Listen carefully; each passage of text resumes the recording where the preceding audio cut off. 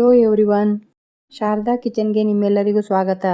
ಇವತ್ತಿನ ರೆಸಿಪಿಯಲ್ಲಿ ಮಿರ್ಚಿ ಬಜ್ಜಿಯನ್ನು ಮಾಡೋದು ತೋರಿಸ್ಕೊಡ್ತಾ ಇದ್ದೀನಿ. ಒಂದು ಬಟ್ಲದಷ್ಟು ಹಿಟ್ಟನ್ನು ತೆಗೆದುಕೊಂಡು ಸಾಣಿಸ್ಕೊಂಡ್ಬಿಟ್ಟು 2 ಚಮಚದಷ್ಟು ಅಕ್ಕಿ ಹಿಟ್ಟನ್ನು ಹಾಕೊಂಡ್ಬಿಟ್ಟು 2 ಚಮಚದಷ್ಟು ಎಣ್ಣೆಯನ್ನು ಚೆನ್ನಾಗಿ ಬಿಸಿ ಮಾಡ್ಕೊಂಡ್ಬಿಟ್ಟು ಈ ಹಿಟ್ಟಿಗೆ ಹಾಕೊಳ್ತಾ ಇದ್ದೀನಿ.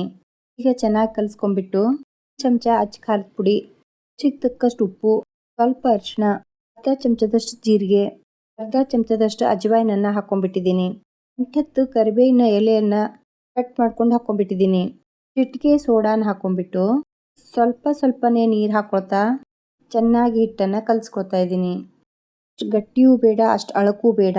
ಈಗ ಇದನ್ನು 1 ತಾಸುವರೆಗೆ ನೆನೆಯಲಿಟ್ಬಿಟ್ಟಿದ್ದೀನಿ.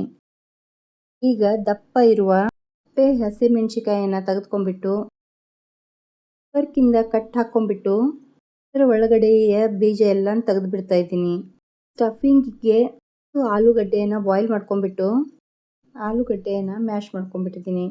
2 ಖಾರವಾಗಿರುವ ಹಸಿಮೆಣಸಿನ್ಕಾಯಿಯನ್ನು ಕುಟ್ಕೊಳ್ಳುವಾಗ ಸ್ವಲ್ಪನೇ ಉಪ್ಪನ್ನು ಹಾಕೊಂಡ್ಬಿಟ್ಟು ಚಾಟ್ ಮಸಾಲೆ, ಸ್ವಲ್ಪ ಗರಂ ಮಸಾಲೆಯನ್ನು ಹಾಕೊಂಡ್ಬಿಟ್ಟು ಚೆನ್ನಾಗಿ ಮಿಕ್ಸ್ ಮಾಡ್ಕೊಂಡ್ಬಿಟ್ಟು ಎಲ್ಲ ಮೆಣಸಿನಕಾಯಿಗಳಿಗೆ ತುಂಬ್ಕೊಳ್ತಾ ಇದ್ದೀನಿ. ಈಗ ಎಣ್ಣೆಯನ್ನು ಬಿಸಿ ಮಾಡ್ಕೊಂಡ್ಬಿಟ್ಟು ಈ ಥರ ಬಜ್ಜಿಯನ್ನು ಹಾಕೊಳ್ತಾ ಇದ್ದೀನಿ. ಸುರಿಯುತ್ತಿರುವ ಮಳೆಯಲ್ಲಿ ಈ ಥರ ಬಿಸಿ ಬಿಸಿ ಬಜ್ಜಿಯನ್ನು ಮಾಡ್ಕೊಂಡು ತಿಂದರೆ ಏನು ರುಚಿ!